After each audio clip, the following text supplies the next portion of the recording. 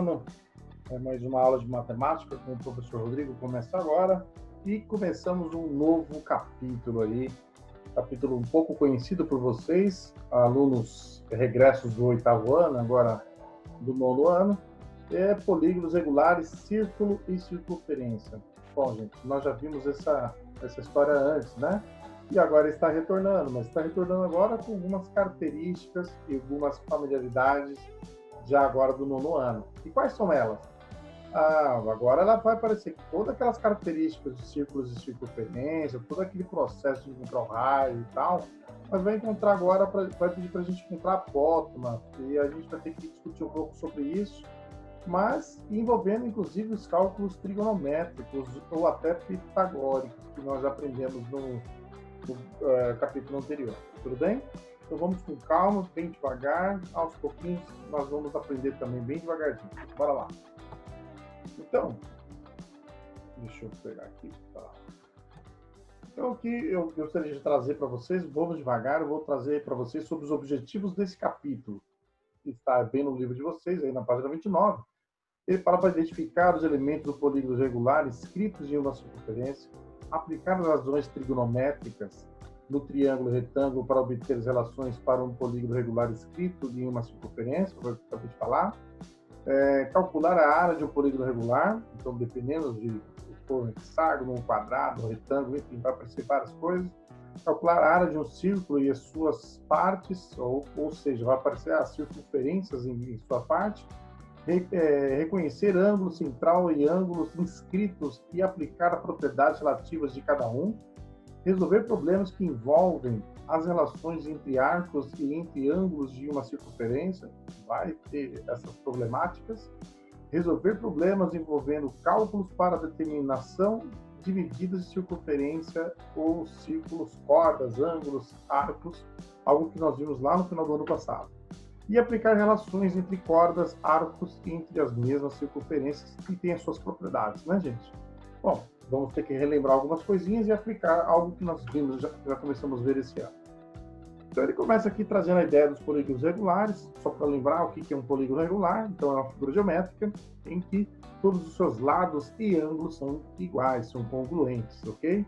Então está dizendo o seguinte, que um polígono convexo é regular se, somente se, representar todos os lados de mesma medida, ou seja, congruentes, e todos os ângulos de mesma medida, ou seja, também quando for equilátero, todos os lados e ângulos iguais. Nada de novidade, mas só para efeito de conversa e lembrar que as pessoas temos que falar sobre isso. Bom, e é isso que ele está trazendo aqui, ele traz um hexágono aqui logo de cara, trazendo as suas relações e tal. Depois eu deixo isso aqui uma leitura para vocês.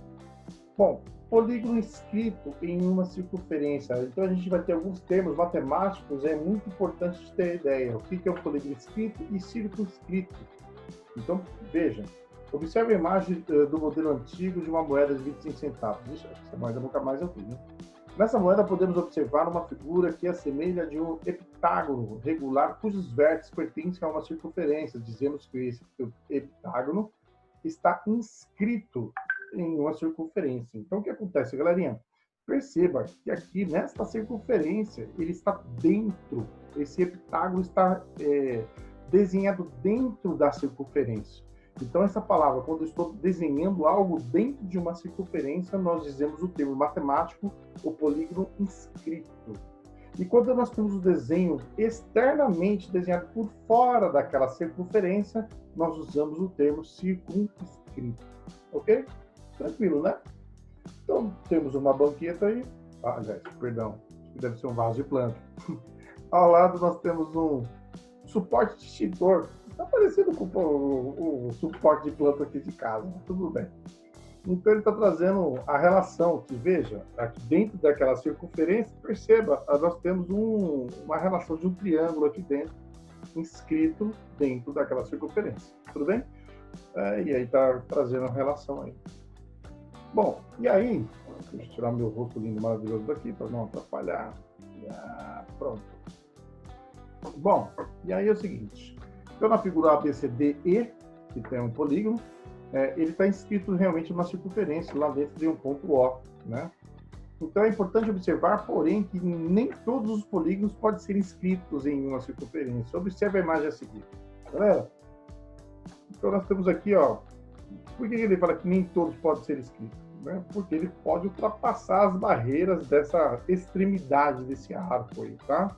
Os polígonos ABC e IJKH são inscritos à circunferência, já o quadrilátero MNPO,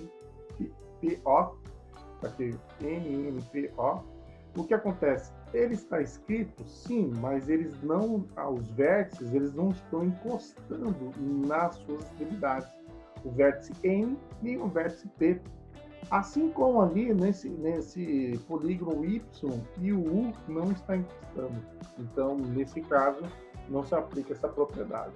Só se aplica nos dois primeiros casos em que todos os vértices desse polígono estão encostando nas suas extremidades desta circunferência. Fechou? Tranquilo? Então é isso. Então lá embaixo está dizendo ainda que a circunferência a seguir está dividida pelos pontos ABC em 3 arcos congruentes. Quando traçamos segmentos AB, BC e CA, então ele está dizendo aqui, formamos um polígono regular. Lembrando, polígono regular é aquele que tem todos os lados e ângulos iguais. Então veja, ele está dizendo aqui, ó, ângulo de 120 graus, a soma dos 3 ângulos dá os 360 graus. Ok? Bom, até aqui acho que não tem novidade para ninguém, né, galerinha? Mas é bom reforçar, fazer uma leitura, relembrar. Poxa, se eu tenho dúvida, pega aquele livro do 8º ano lá do ano passado, dá uma olhada lá, olha os exercícios, é sempre saudável. Então, ó, a circunferência a seguir está dividida pelos pontos ABC e D em 4 arcos congruentes. Quando traçamos segmentos AB, BC e DA, formamos o polígono regular. Então ele está dizendo o seguinte, de novo, né? Observação importante. Todos os vértices daquele polígono inscrito dentro daquela circunferência está encostando no seu arco, ou seja, na sua circunferência. Tudo bem? Então, ó, já a circunferência que está dividida pelos pontos A, B, C, D e F em 6 arcos congruentes, quando traçamos segmentos, formamos um polígono regular. Então está aqui, ó. Tá? Então, viram que a nossa imaginação pode ir além, nós podemos formar diversos polígonos, podemos escrever diversos polígonos dentro de uma circunferência. Isso é importante. E, por sua vez, diversos ângulos também. Olha lá, 72, 72, olha só que eu vou fazer, 72, 72, 72, enfim, 45, 45, 45, e aí por diante. Muito bem. E aí, ele ainda traz a informação seguinte, essa parte do rosa, que eu não ler, tá difícil. O professor que está usando o óculos, está quase cego, né? Não sabe como é, né? Então, ó, qualquer polígono pode ser escrito em uma circunferência. Então, aqui está trazendo as relações, um quadrado, um triângulo, um pentágono. Então, veja abaixo alguns exemplos de polígonos escritos, né, na circunferência. Tem um retângulo, tem um outro triângulo retângulo, e aí por diante. Né? Bem tranquilinho de ser observado. Então, elementos de um polígono regular inscrito em uma circunferência. Então, quais são esses elementos? Né? E isso a gente trabalhou muito ano passado, galerinha. Então, temos que lembrar aqui, né? Então, ó, o ângulo central de alfa. Então, se a gente observar aqui, o que é o ângulo central? É o ângulo formado pelos segmentos OF e OA, raios da circunferência, o vértice do ângulo alfa do ponto O, o ponto de origem. É o centro da circunferência e a medida de alfa dada por simplesmente 360 dividido por N. E lembrando, galerinha, quem é esse N, professor? N é o número de lados desse polígono. Então, se eu estou falando de um pentágono, que é 5 lados, é 360 dividido por 5. Eu estou falando de um hexágono, 360 dividido por 6. Um heptágono por 7, e aí por diante. Tudo bem? E aí, que mais que me traz aqui desses elementos? Só lembrando, só falar uma coisa, nas páginas do livro aqui, 32 e 33, ele faz a demonstração da construção de triângulos equiláteros usando régua e compasso. Bom, vocês já perceberam que para fazer esse tipo de demonstrações aqui já está meio difícil. Mas se vocês lembrarem bem, eu já fiz esse tipo de demonstrações com vocês em um passado recente. Nós fizemos isso quando estávamos presencialmente, e inicialmente dos anos eu sempre levo uma régua, um compasso para fazer construção aí, ensinando vocês a fazerem com compasso e régua. Quando voltarmos, ou se de repente eu usar alguma possibilidade de fazer aqui online mesmo, eu tenho que mostrar para vocês como faz. Não é tão difícil, mas é importante saber que dá para ser feito dessa forma também. Bom, então eu falei do ângulo central, agora vai falar do ângulo interno, né? O ângulo interno beta. Ele fala que é o seguinte, é o ângulo formado por dois lados consecutivos do polígono. A medida de cada ângulo interno de um polígono regular é dada por beta igual SI, né? Então a soma interna dos ângulos internos, né? Dividido pelo número de lados. É simplesmente n menos 2 vezes 180 dividido por n. Galerinha, a fórmulazinha que nós usamos muito, hein? Mas depois a gente tem um macetozinho aí, que a gente vai lembrar vocês quando a gente usa essa ou quando a gente usa a outra. Calma. À medida que os exercícios virem, a gente vai trazer os macetinhos aí, tá? Então, a raio de um polígono, beleza, gente? Se eu não souber o que é um raio, eu me jogo. Então, vou fazer aqui, ó, uma circunferência. Eu tenho aqui o centro da minha circunferência e eu tenho aqui meu raio, ó, certo? Beleza.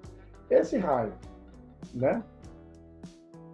O que acontece? O raio é a circunferência no qual o polígono está escrito na figura. É exatamente o que vai do centro da circunferência até a extremidade. Bom, e se a gente completar esse raio de um lado para o outro, nós fazemos um diâmetro, ok? Quando passa pelo centro da circunferência. Se eu tenho um segmento de reta que passa de uma extremidade para outra, mas não passa no centro da circunferência, nós estamos falando de uma corda. Então, só para lembrar. Apótema, isso é importante. O que é apótema? É o segmento da extremidade no centro da circunferência, circunscrita. Olha, é circunscrita. Olha a palavrinha que eu usei agora há pouco. E no ponto médio de um lado do polígono.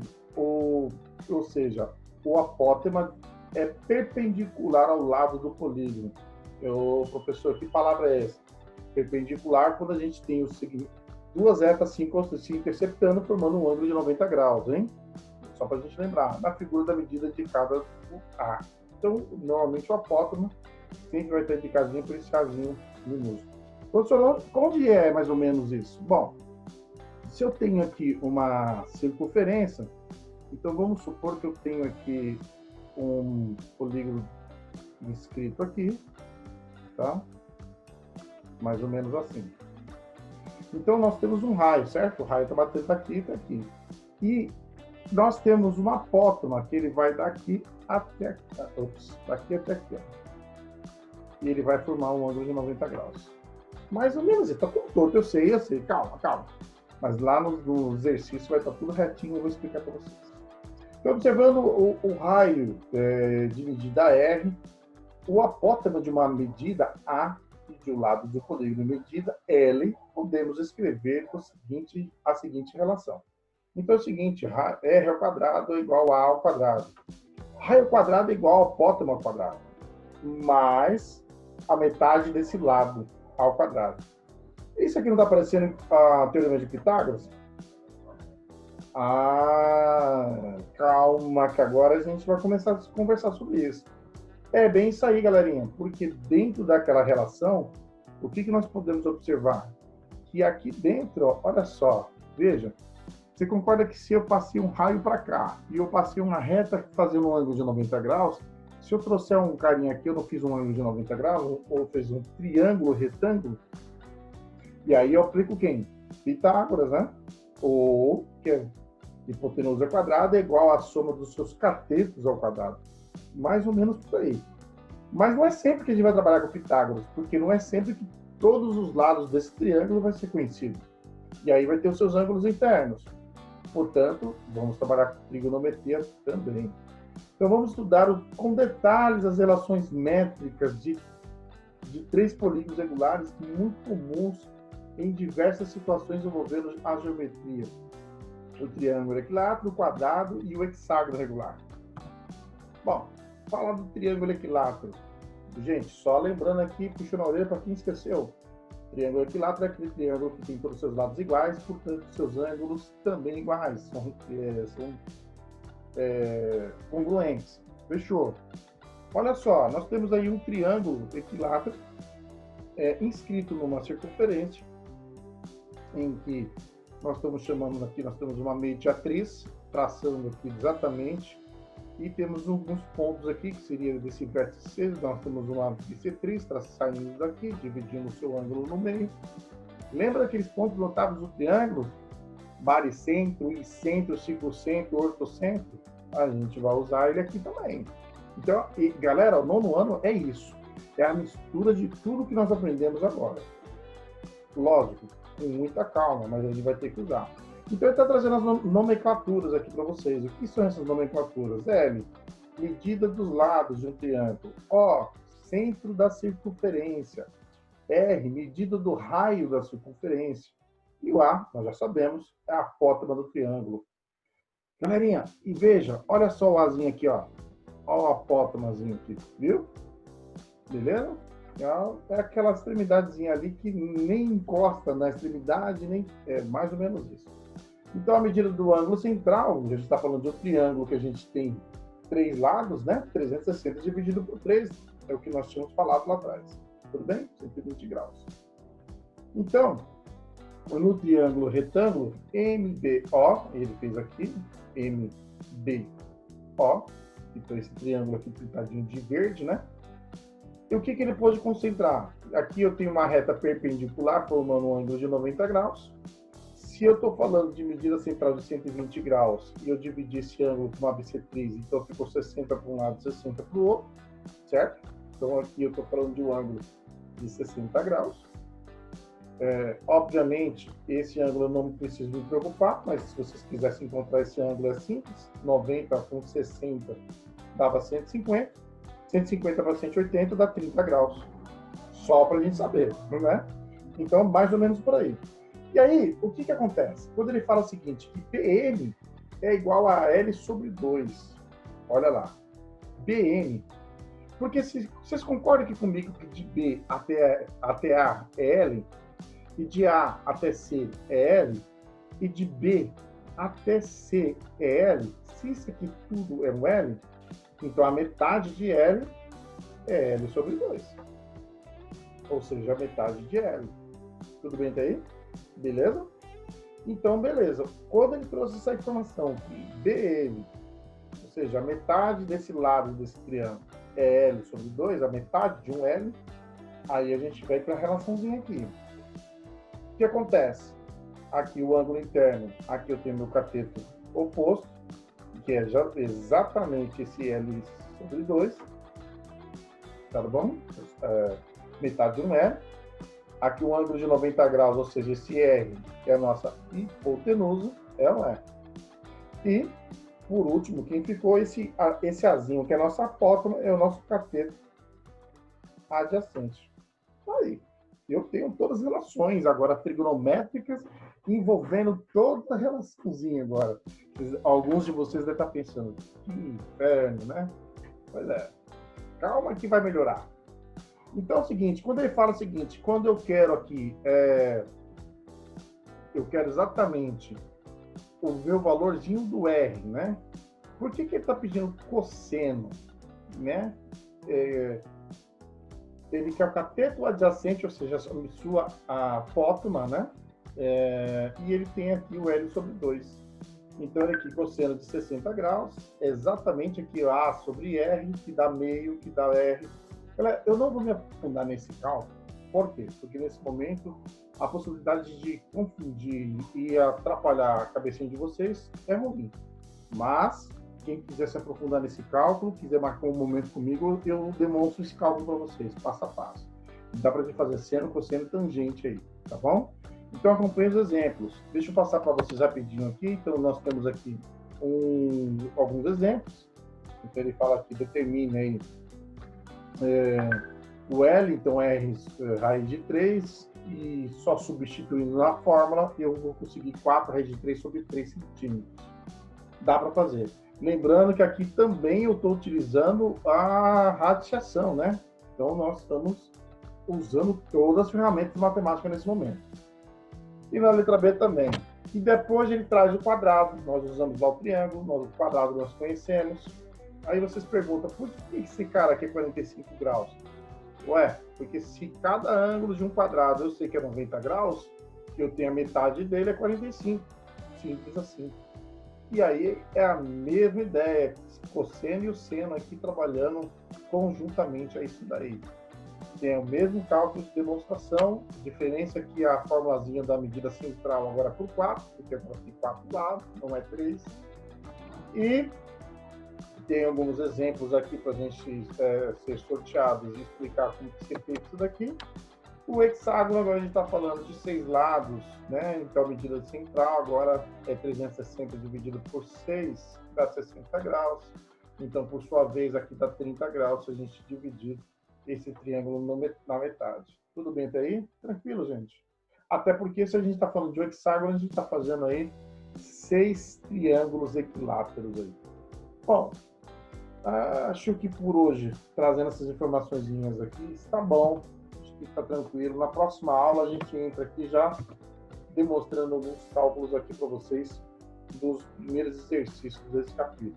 Bom, essa é a primeira apresentação que eu poderia falar para vocês, trazer para vocês o que nós vamos estudar nesse capítulo. Galera, vou contar uma coisa para vocês. Não é um capítulo o mais difícil de todos, também vou dizer uma coisa para vocês, também não é o mais fácil de todos. Por que não é o mais fácil? Porque ele vai precisar que vocês tragam na bagagem o conhecimento do que vocês aprenderam no ano passado. Então, se entendemos que se vocês foram muito bem em matemática comigo no ano passado, muito dificilmente vão ter problema. Agora, se vocês tiverem problema, vamos começar a estudar, galerinha, que isso aqui vai pesar. Tá bom? O último recadinho do dia, eu quero só trazer para vocês o seguinte: como nós começamos um capítulo novo, ou seja, essa circunferência, tudo que está relacionado no caderno de atividade, para trás, eu preciso que seja feito. Aos poucos, é lógico. Então, ó, até caderno de atividade. Eu vou até escrever aqui, ó. Vamos colocar aqui, ó. Caderno de atividade